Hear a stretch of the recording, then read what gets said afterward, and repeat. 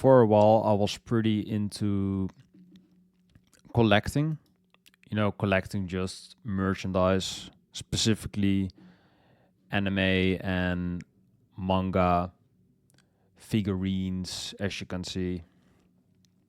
I was pretty into that, and I still am to a certain degree. Otherwise, it wouldn't be on my wall. But it has recently kind of burned me out, or for the lack of room, I don't really have much space left to hang up more posters. Maybe up there, like you can see, but eventually it will all kind of just be the same, or most like current shows are just kind of the same shit to me. I'm not really a current watcher, but that's not the point of this video. The point of this video is that I was thinking about I wanted to kind of get a new interest again. And it's not necessarily a new one because I've been into vinyl before. Like you can, if you can read the title, then and you clicked on it, then I'm definitely a vinyl type, or collecting in general. I am pretty passionate about it. Hence why the existence of this channel. But I haven't really done a vinyl review or like a vinyl unboxing or some shit like that, like you would see with other YouTubers. I haven't really done that because I do own vinyl, but I've honestly kind of grown out of that as well. The current selection or the current collection that I have, I'm just kind of like, not really into it anymore. Like I have some old Judas Priest, Iron Maiden, I believe some Dream Theater albums as well, like all metal, And I'm like, I listen to more than just metal. I do, metal's kind of in my vein, so I kind of talk about it because I just thrive off of metal. But there are other genres that I like as well. So I wanted to talk about some albums that I personally would recommend to check or just get them if you're new into collecting vinyl. I think that this is a pretty common video topic, but I just wanted to get my list out because I'm like, yeah, these are the 15 ones that I would say, not necessarily my 15 favorite albums ever, but just 15 or so albums where I'm like, yeah, these are great on vinyl. These sound great, or they should sound great because, but when I listen to them online, they sound great as far as the production goes. So I can only imagine that they would be great on vinyl as well. Kind of a small, poser moment of me that I actually, yeah, besides some of the honorable mentions, I actually don't own any of these albums. So I definitely have these on my wish list. If you're not familiar with the website Discogs, which is basically like a music distribution platform where you can essentially just buy records. It's a record sales platform. So you can essentially just go to that and look at some vinyl or CDs or, merchandise, just music merchandise. So I would definitely recommend to look at that website if you are interested in getting into vinyl, getting into CD collecting, anything like physical media, because you would support the artists as well, and the people that host Discogs. You essentially just support music, the scene. So I would definitely recommend doing that. So some honorable mentions, the first five, because I like to kind of, do my list in a top 10 sort of format. I think it's nice. So the first five that I wanted to mention, that, all of these have great production. I was like kind of looking through my favorite list and like looking through Rage Music, of course, as far as these are great sounding albums, just in any context. But I wanted to have the perspective of I'm a new fan of music and I'm just getting into vinyl. So what are the 10 greatest sounding albums to me? They don't necessarily have to be favorites of mine, but I've heard them and I'm like, fuck, that's such a great sound. That's basically how I made the list. I made the list with that in mind, of how how great they sound to me. So, for example, there are some great sounding albums out there that I think are really great, but I wouldn't necessarily call them a favorite of mine because I never return to it. There are some albums like that. So, some of these are favorites, some of these aren't because I'm not returning to them, or like I prefer another band in a in a similar style. So I'll get to that, but and that's just for context. Not all of these for me are like I wouldn't deem them my all-time favorites, but they are great nonetheless. So with or without the favoritism, these are 15 great sounding albums in my opinion. So for 5 honorable mentions, I'm going for the first one that is like in my background. I was like, yeah, let's throw on Brighter Later by Nick Drake. I think essentially the greatest sounding folk album that you can ever listen to, because the production is rich, it's very warm, it's kind of fuzzy, it's a lot more dense and complicated sounding than his other albums like Five Leaves Left and Pink Moon. I think if Pink Moon is your favorite, you like just minimal production, you like that very stripped naked bare folk sound that more artists have. But I would say that Pink Moon has always been my least favorite Nick Drake album, and I think that his first one is probably his best, or like his best written one. But Brighter Later has the best production on it. Like it sounds the best. The I would say the album flow it flows pretty consistently. Maybe not the best, but I just really enjoy listening to that album because of the warm production.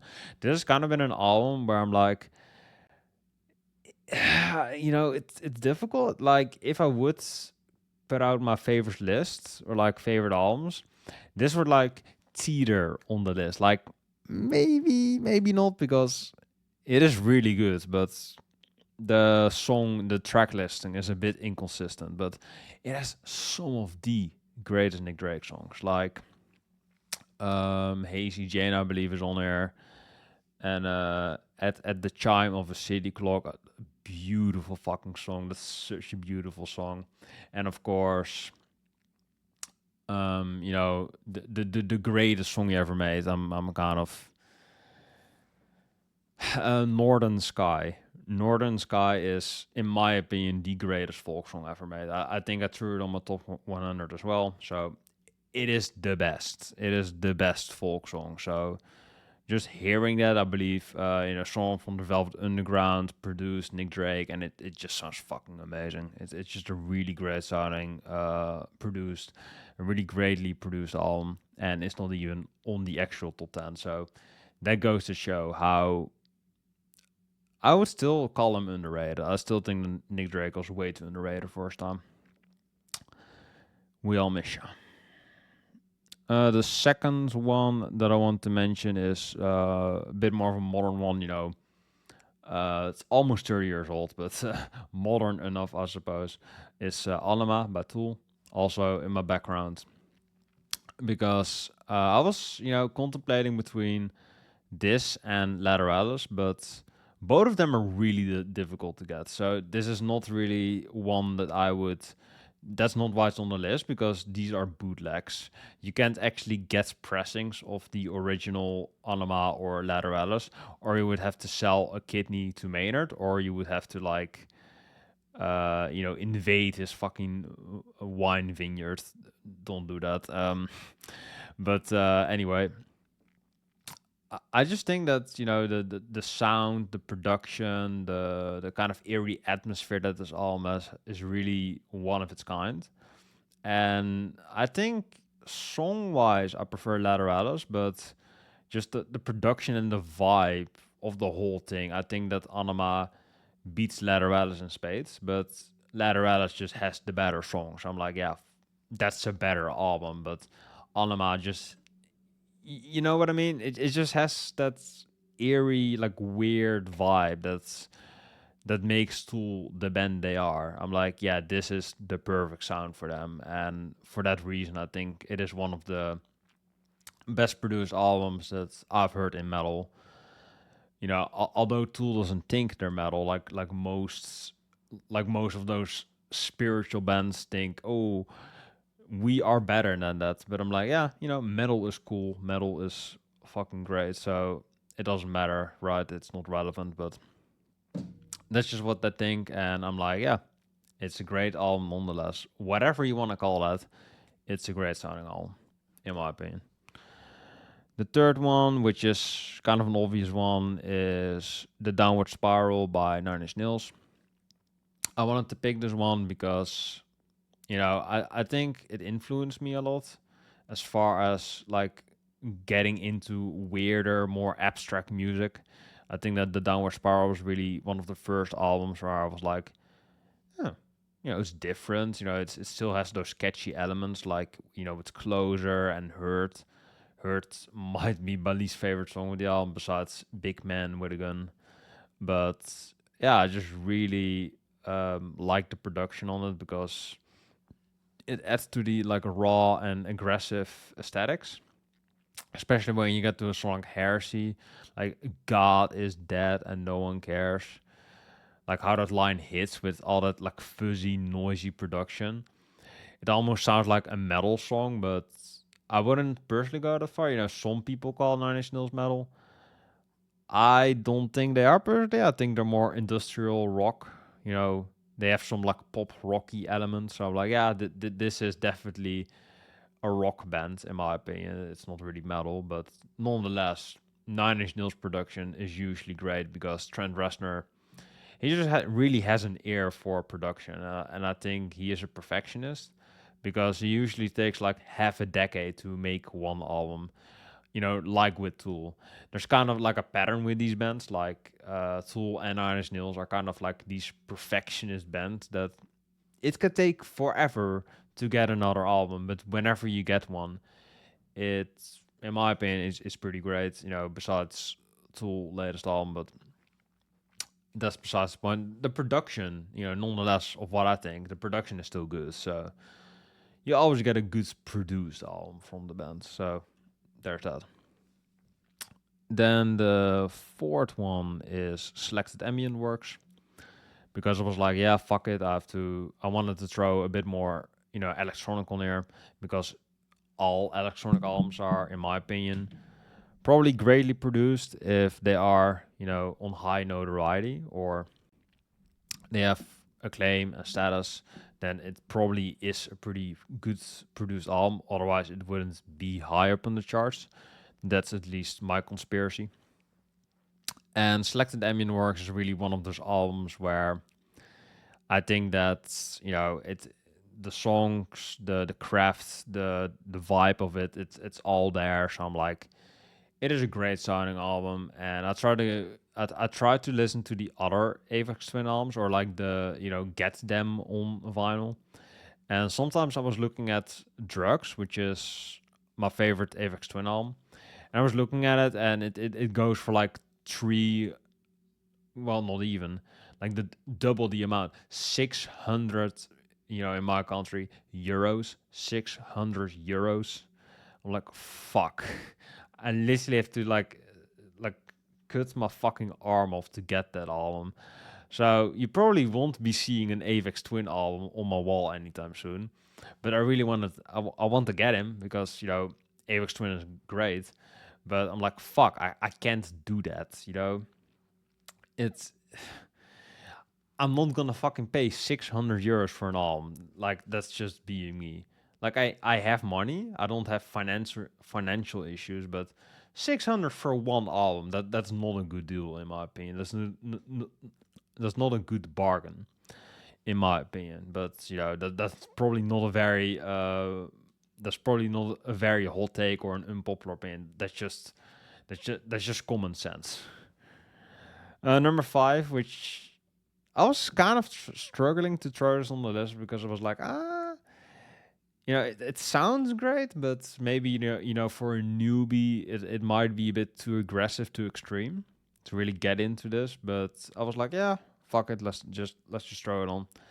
I have Jane Doe by Converge, and Jane Doe because I just think that the sound, like the crunchy riffs, and the way this dude screams over it is just, it's extreme, it's fucked up, it's heavy, and just the way how it all comes together. I usually just, give a metaphor that it sounds like a freight train like crashing into a building. That's I've said that before about this band.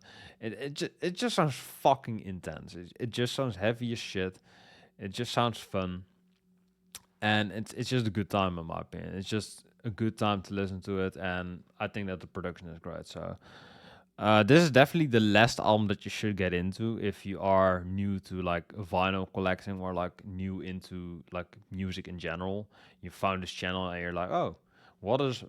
If you don't know what vinyl is, then you have some research to do. But zoomers. But yeah, definitely if you are new to like these type of records, like the highly acclaimed ones, then definitely start with Jane Doe the Last, or like get Jane Doe the Last, because it's definitely the heaviest album on this list. I didn't want to put too much metal on there because it's less accessible, and Jane Doe is probably one of the least accessible albums that I've heard in this realm. But I got into it, and I really like the riffs, the crunchiness, and just the overall aesthetics, just how it impacts you. I think that the production really came through on that end because it just sounds hard hitting. It just packs a punch. That's I think because of the good production. So there you go. Definitely the last one that you should listen to if you are gonna pick any of these albums. That's why it's last on the honorable mentions. But those are the honorable mentions. 20 minutes in. Let's get into the actual list. Number 10 is Miles Davis, In a Silent Way, because I was like, I want to throw some jazz on there because, jazz is great on vinyl. I would put it on vinyl and just enjoy that because you can just throw it on, read a book, just have some tea and just lounge to jazz. I think that there's a very relaxing kind of atmosphere that you can have with jazz. And In a Silent Way is like the smoothest Miles Davis album because he has some like bad shit insane albums like Bitches Brew. That's just fucking mind numbing to listen to. If you are new to jazz, definitely don't start with that album.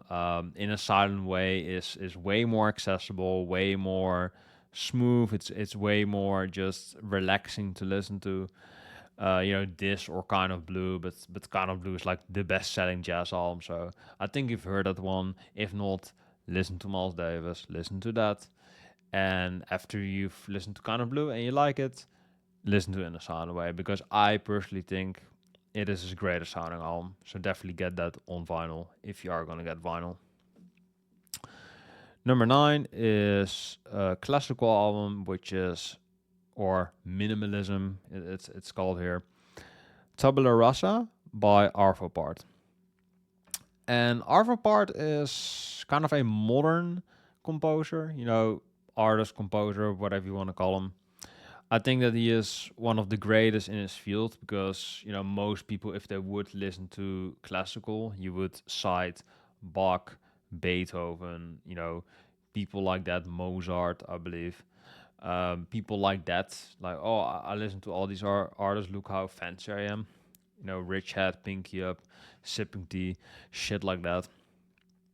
And, those artists are fine. I do like some Bach music, but I'm not huge into that style because you know, usually the operatics get in, and I'm just really fucking annoyed by how operatic it all sounds, how almost cluster and just like you're listening to opera or something. Like opera makes my skin crawl personally, so I'm not into that style. But Arvo part is all instrumental, very minimal, kind of ambient, chamber music, and there are just some slight keys that he touches, and there are some, you know, symphonies and some strings happening. And you're like, fuck, this sounds really, really pretty.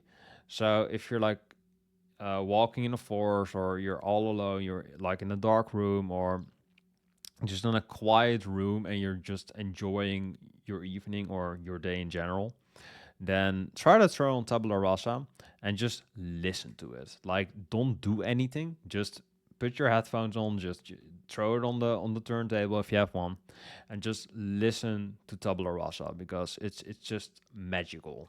Like especially the title track tabula rasa, like that 24 minute epic. Just listen to that for a while. Just sit there and soak it in. I really think that it is a rich experience to just enhance in that experience and just enjoy that.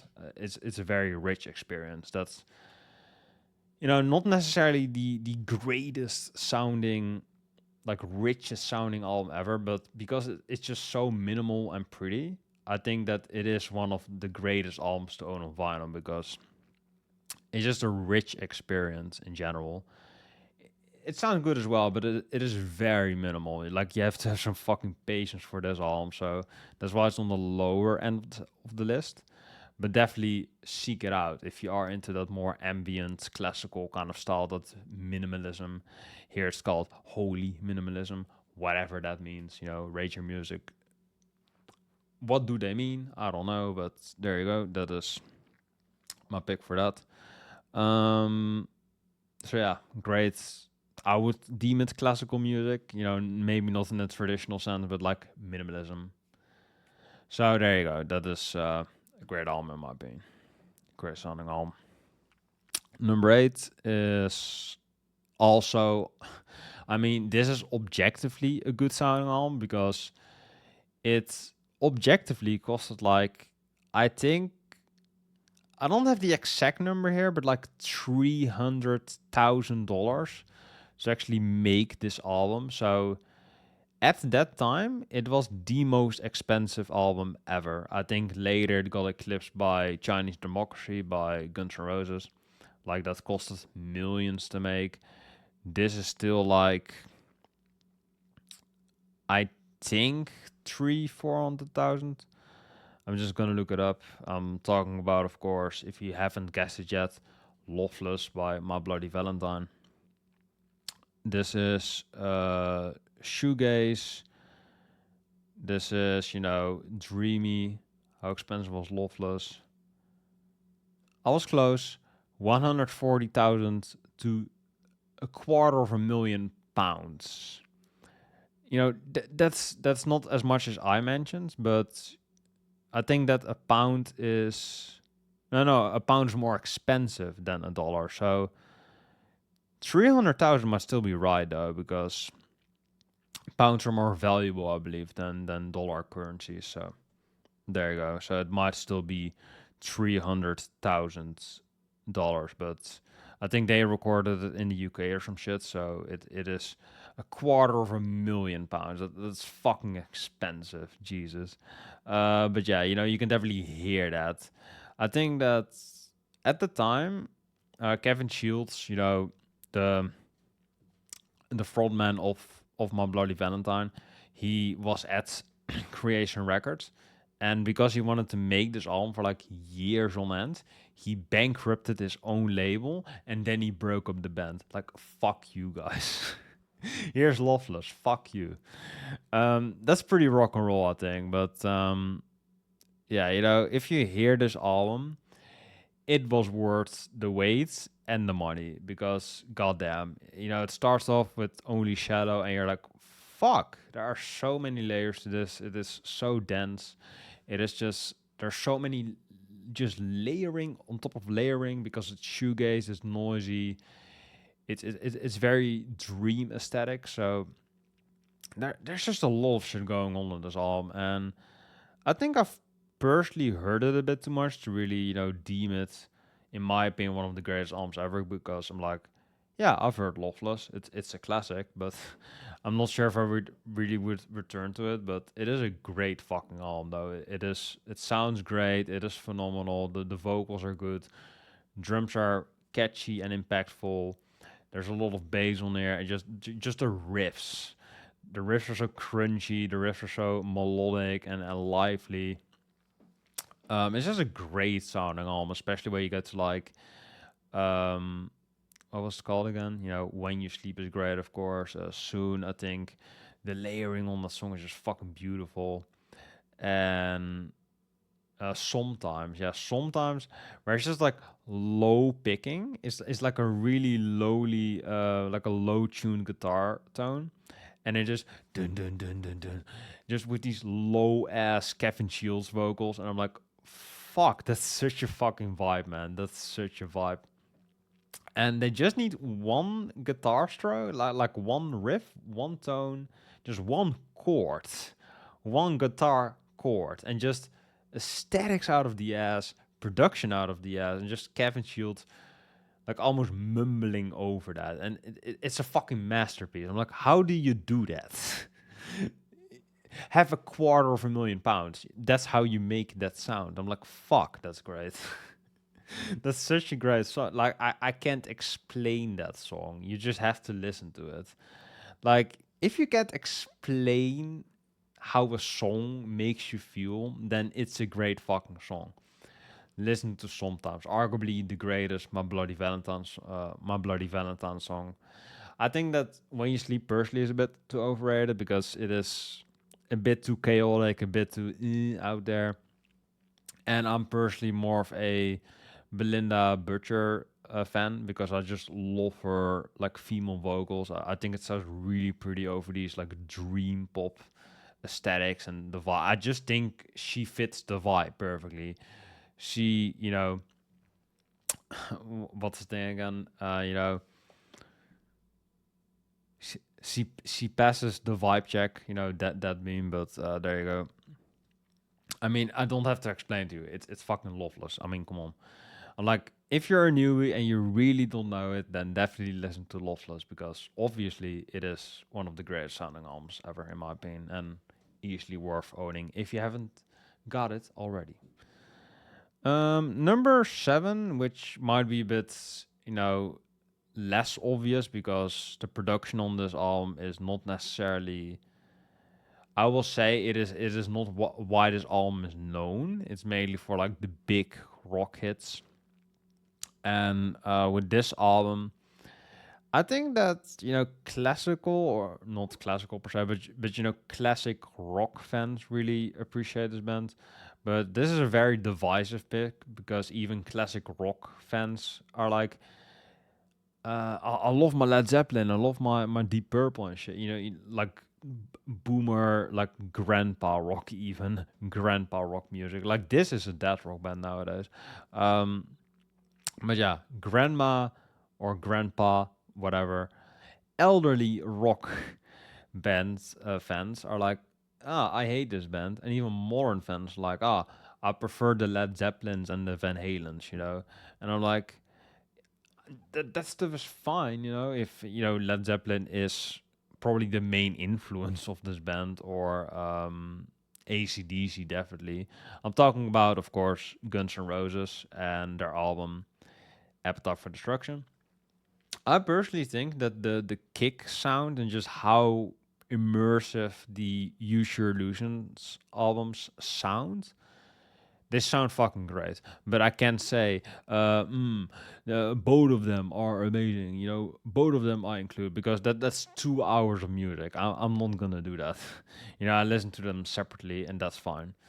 That's how you should make a double album, in my opinion. How Guns N' Roses and Wasp did it, in the 2000s. Just make two separate albums, release them at two different, eras, or just release them as two separate discs. If you have that much material and your band is like imploding on itself, then definitely do that. Just split them up, because if you knew Guns N' Roses and Axl Rose, that was not gonna stay a band. Like they had to release all that music all at once because Axl Rose and Slash just could not keep it together. You know, they are definitely like the brainchild of that band, but they just couldn't keep it together because look at those fuckers.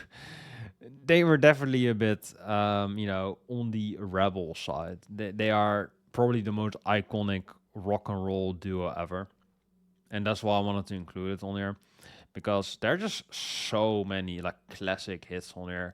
Welcome to the Jungle, Paradise City, Sweet Child of Mine. Although that is probably my least favorite song of the album because I've just heard it too many times.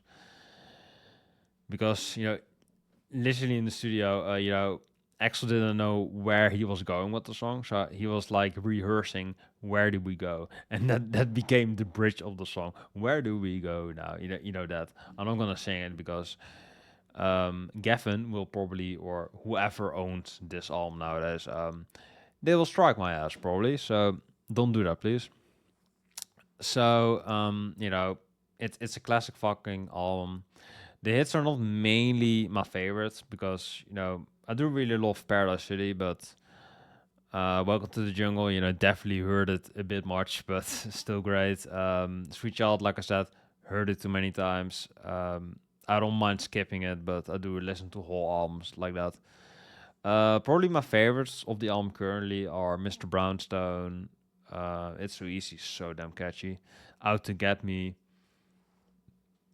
What else is on there? You're Crazy is really good. Just this whole album is great. Rocket Queen, I was kind of circling around that. Rocket Queen is a masterpiece.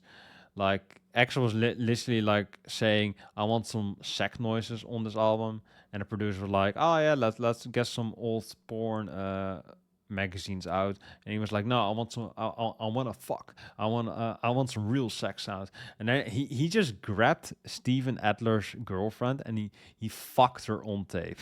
I'm like, that's the most rock and roll shit ever. Axl Rose was a cunt even before this album came out. It's fucking great. I'm not making that shit up. He literally fucked her brains out on tape on the last song on their classic debut album, Appetite for Destruction. That's the most rock and roll shit ever. I'm like, yeah, Axl Rose is a rock star. He's a massive cunt, but it's great. It's a great song. It has great chord progressions. The bridge, just everything about the song is fucking amazing. And it's the closure. It's like the greatest song.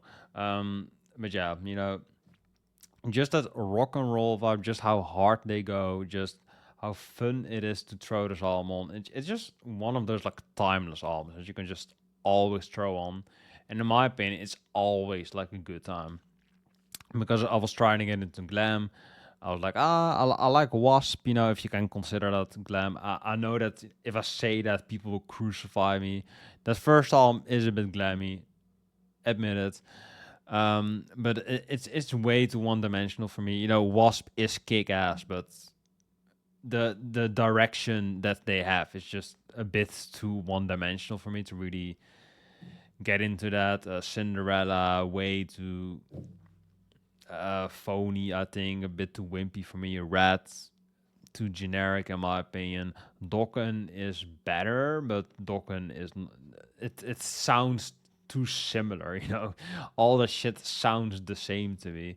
And Guns N' Roses is a bit similar to that, but they have a bit more sleaze, they have a bit more rock and roll, they have a bit more progressive tendencies, they have a bit more poppy elements. I'm like, yeah, Guns N' Roses are like five different genres. Like, what are they? Pop, rock, metal, and they have blues. They are a bit of a punk band. I'm like, they have so many subgenres, I'm like, what even are they? They are Guns.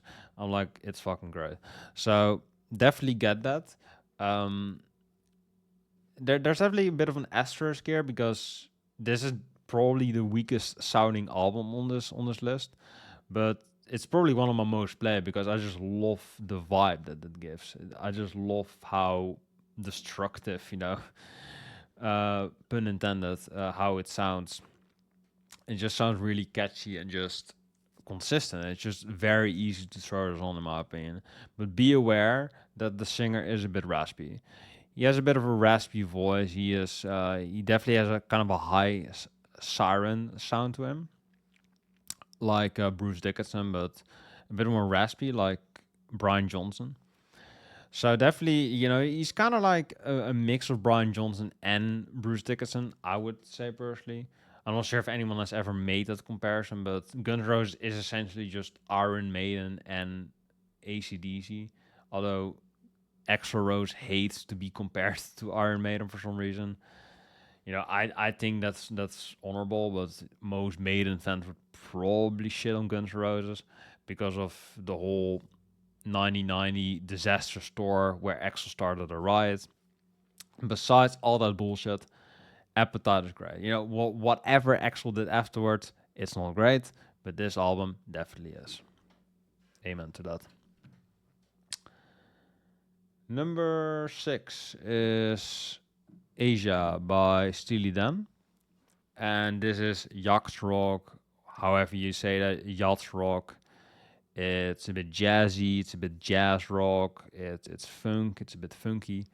So there are all these like very smooth, kind of smooth jazz kind of sounds, like a sophisticated Kenny G or some shit.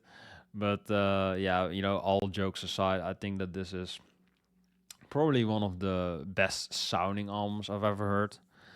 I'm not saying that it is objectively the greatest sounding album, but it is on this list for a reason. I personally think it is one of the greatest sounding albums because it just has a really jazzy, like very smooth vibe, like Santana almost. But I know that for some people that is an insult to Santana, but I like the boats, like sue me. um, but yeah, I think that I forgot the dude's name from the band, but I think he passed away. But yeah, definitely he has an ear for jazz. He has an ear for just melodies, for just producing these albums. And all their albums sound great in my opinion because Steely Dan really is like an audiophile band in the sense of I think that really like audio snobs, like nerds that are really into vinyl, like love the sound of Steely Dan because it is all very confined. It's a dense sound yet simplistic. It's a bit dad rock.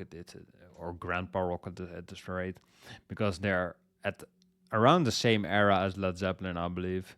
So it's definitely grandpa rock at this point.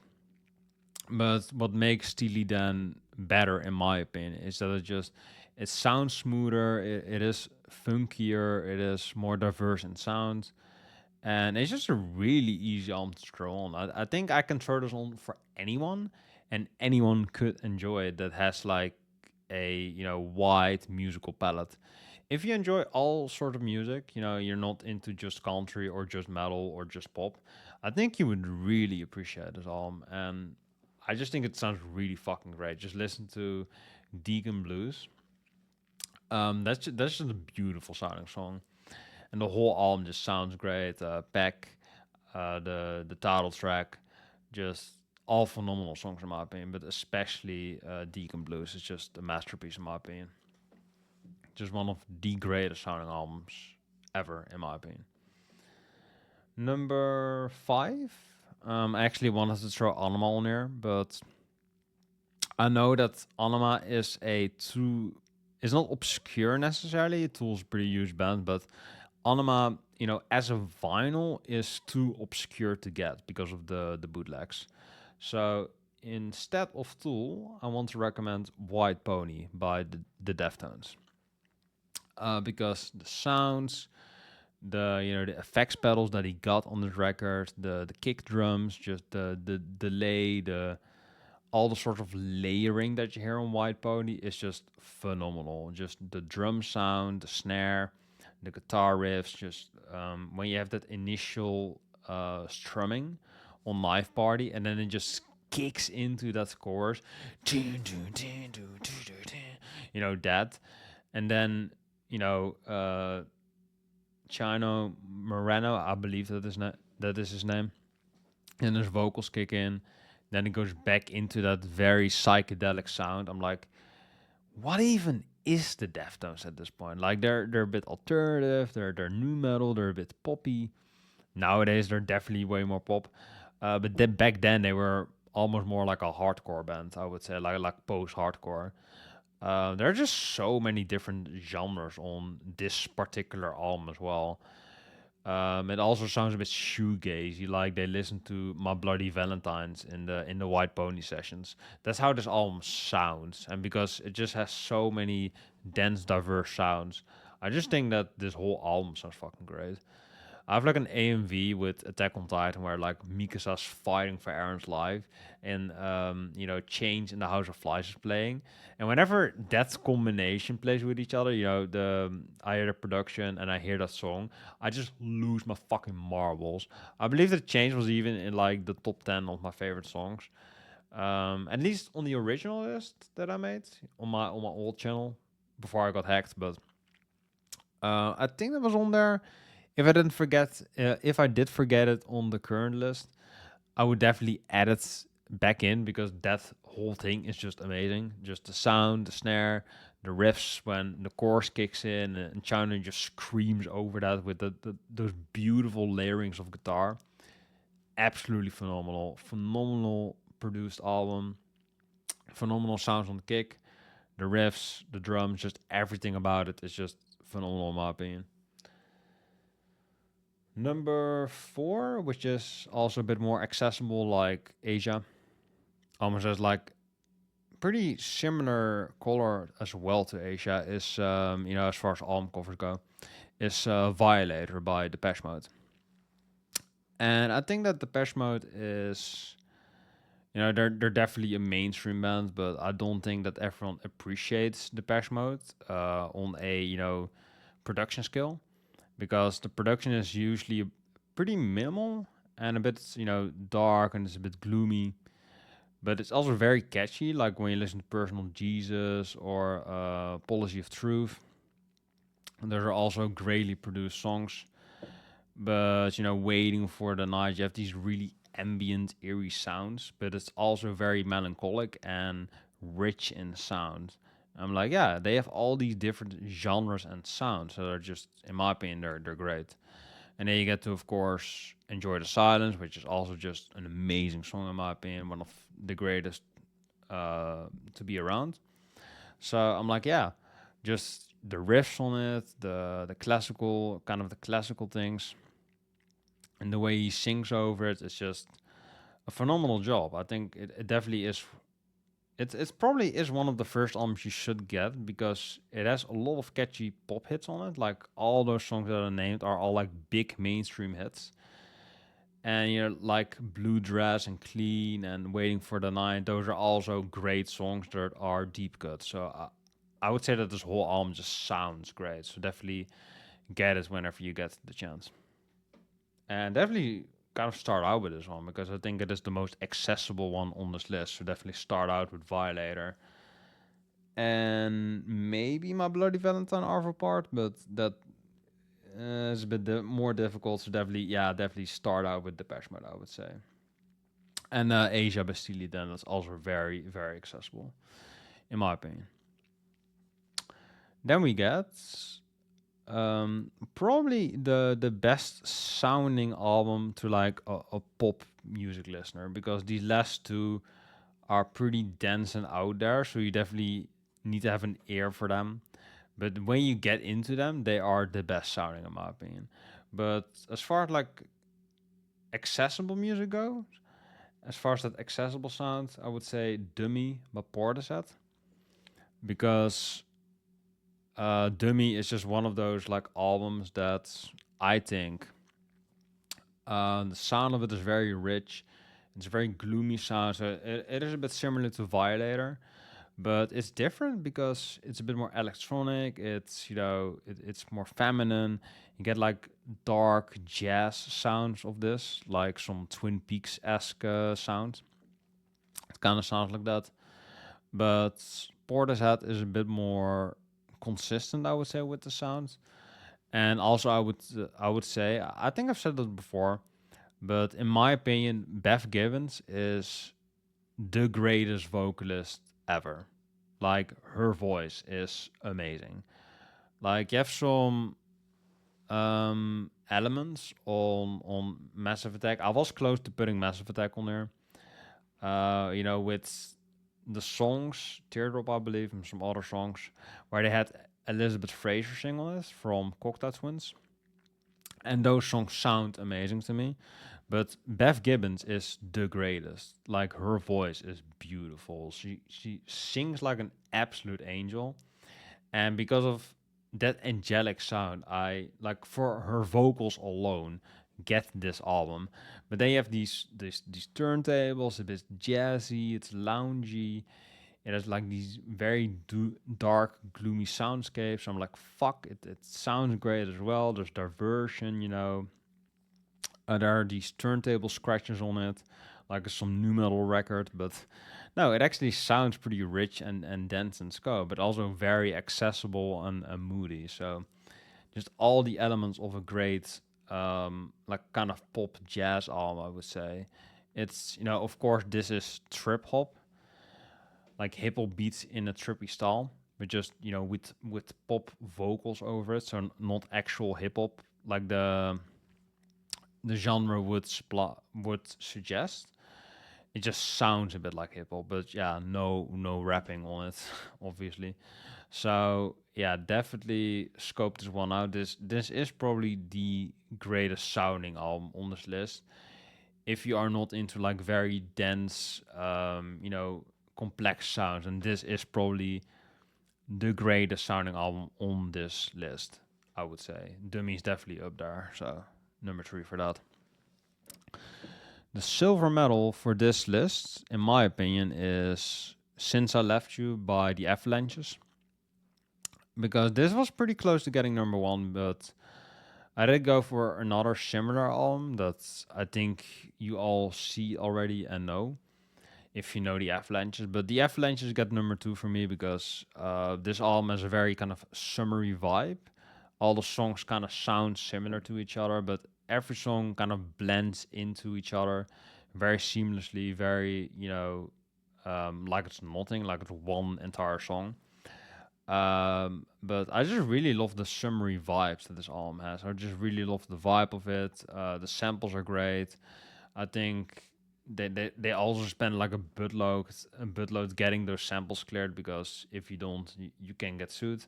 So they definitely had to settle some things before that. But I think the art of sampling is a pretty great thing if you can get your hands on it. And I think that Since I Left You is definitely one of the greatest albums to ever do it.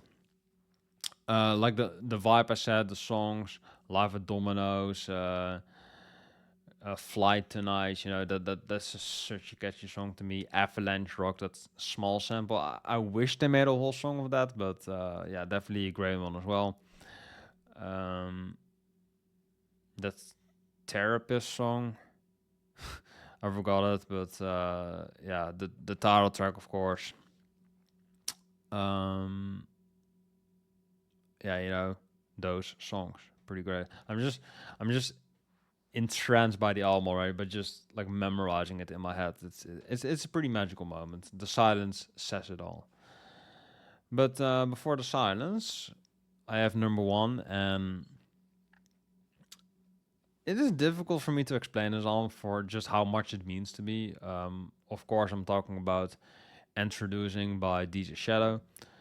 This is no joke, just the greatest musical experience you can ever have. And I think I can't really explain in words how this album makes me feel, because you have just so many songs on there that have like classical elements on it, like they have classical keys, they have classical keys, they have they have bluesy stays, they have like bluesy licks. Then it gets a bit jazzy. It samples hip hop beats. Then it goes back into a drum beat and it samples fucking metal. You know, it samples Metallica, and then after that, it samples Bjork right after another. I'm like, what is this dude going on about? And just he samples the best shit ever. Like, he just really has an ear for sampling because he samples the greatest shit of moments of songs that I'm like, I like these songs, but they don't have to be that long, like with Orion by Metallica and possibly maybe by Björk. But he samples like that eerie intro sequence of Orion. He samples that, arguably the greatest sounding Metallica song. He samples that and he just makes a beat out of that. I'm like, how the fuck do you do that? And it like it's not even metal. It's just eerie ambient noise from Master of Puppets, and he makes that metal. I'm like, how do you fucking do that? That's insane. And then you hear that drum beat that he has on possibly maybe like it's a very ambient, quiet sound on its own. But then he takes that sound and then he puts a drum beat behind it, and he makes it more trippier, he makes it darker. And I'm like, he just made the greatest trip hop song ever.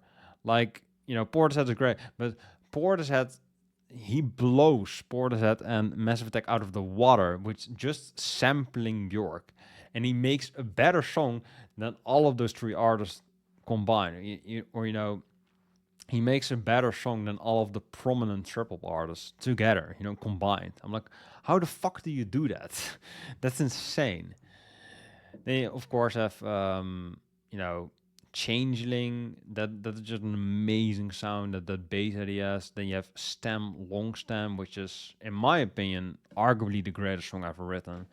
I believe it was also in my top 10 songs ever. So this dude just can take a lick, just 1 second of a good sound of a particular album. He takes that and he makes an entire song out of it, and he makes it the greatest song ever.